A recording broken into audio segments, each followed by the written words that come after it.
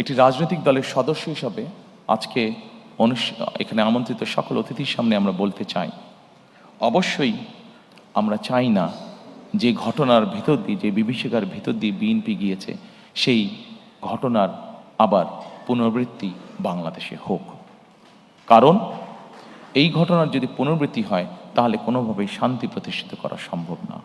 আমরা ক্ষতিগ্রস্ত হয়েছি, আমাদের নেতাকর্মীরা পঙ্গুত্ব বরণ করেছে, সহায় সম্পত্তি হারিয়েছে, কিন্তু প্রতিশোধ কখনো শান্তি এনে দিতে পারে না, প্রতিশোধ কখনোই ভালো কিছু এনে দিতে পারে না। এবং সেই জন্যই আমরা মনে করি সর্বস্তরে যত দ্রুত সম্ভব দ্রুততার সাথে সর্বস্তরে আইনের শাসন প্রতিষ্ঠিত করাই একমাত্র এই দেশ এবং জাতিকে রক্ষা করতে পারে। একই সাথে 2024 সালের যে আন্দোলন হয়েছিল সেখানে বৈষম্য নামক এই শব্দটি অত্যন্ত গুরুত্বপূর্ণ ছিল।